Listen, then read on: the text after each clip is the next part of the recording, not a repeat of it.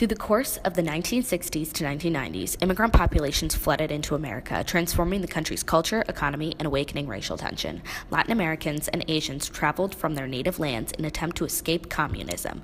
But because of the government-implemented programs such as the Bracero program and American-aided refugee movements from Cuba, the Latin American community within the United States expanded rapidly. Similarly, individuals from Vietnam and China also came to America seeking political asylum and freedom from communism. Many immigrants also traveled to America from Asia for educational and professional opportunities. Following the Communist Revolution in Cuba, also known as the Bay of Pigs, the United States intervened and removed thousands of children. They entered the United States alone and without familial support. Although they experienced this radical transition so drastically and without warning, most did not feel excluded from American society or discriminated against. Despite this singular occurrence, immigrants who were not acquainted with the English language, unlike the Cubans, did feel the backlash of racial oppression. Migration through the Bracero program established a steady influx of agricultural laborers. Although this was a positive opportunity for many, migrant workers did not have a significant chance of upward mobility and were often paid lower wages. Additionally, there was a heated campaign against bilingualism in areas like Miami, in which people felt that the state language should not include Spanish. Despite this, there were significant social and political movements that enhanced equality for Latin Americans, such as the Equal Educational Opportunity Act of 1974, which provided bilingual programs for Spanish-speaking students. Overall, Asian Americans experienced dramatic transformations in their rights as citizens. New immigration laws in 1965 also aided the increase of immigrants to the United States. The Immigration and Nationality Act of 1965, also known as the Hart-Celler Act, abolished the quota system based on national origins that had been American immigration policy since the 1920s with the passage of the Immigration Act. This allowed for many more immigrants to enter the United States safely and legally. These immigrants came seeking economic opportunities, especially jobs. The labor force also greatly changed due to the temporary guest worker visa program created in 1952 and the end of the Bracero program in 1964. There were also social opportunities for many immigrants in America. Many immigrants came to America seeking a higher education and attended American universities on student visas. Most importantly, immigrants came to America for political asylum from communism. Countries like Cuba, Vietnam, and Korea struggled under the oppressive hand of communism during these decades, so many people fled their native countries to live freely in America. Here is an interview with Anna Rewerts, an immigrant from Cuba who came to the United States in 1960 seeking asylum from communism. Why did you come to America? I came to America because our political system changed dramatically.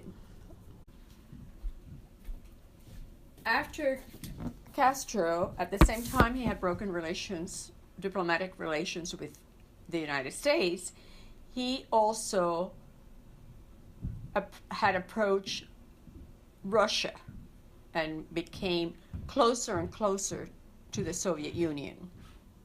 And suddenly, people from the Soviet Union, from the army, from the intelligence of the Soviet Union, were in Cuba, in Havana, all over the place. Suddenly, our food was rationed, and our liberties were curtailed.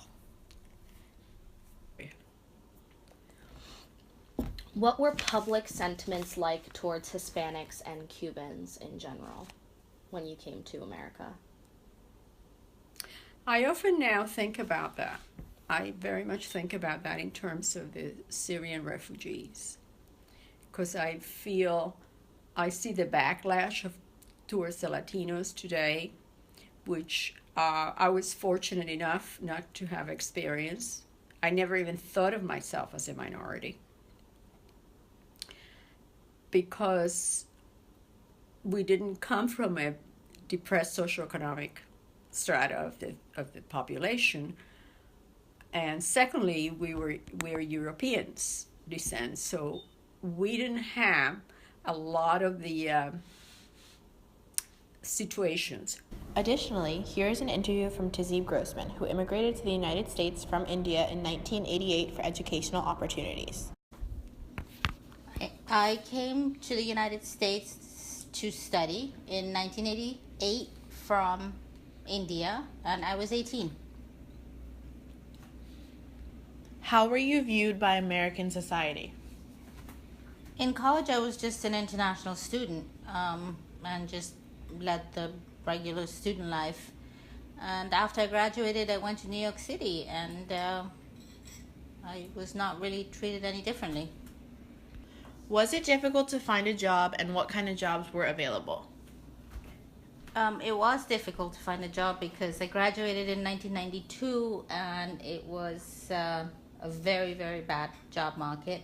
I got lucky because I did an internship over the summer of my junior year in Rio, Brazil, and that company hired me 6 months after I graduated. How difficult was it for you to immigrate to America, both in terms of social acceptance as well as obtaining a legal status? I think the legal status part was actually, I think, easy for me. And I'm not sure it's the same for everyone. But since I got a job after I graduated, that same company hired me and got me an H-1 visa. I first came on a student visa, and they got me an H-1 visa, which is an employee visa. And then I got married, and after I got married, I got a green card because my husband, Leia's father, is an American citizen. Socially, I didn't really have many issues. I really never felt like I was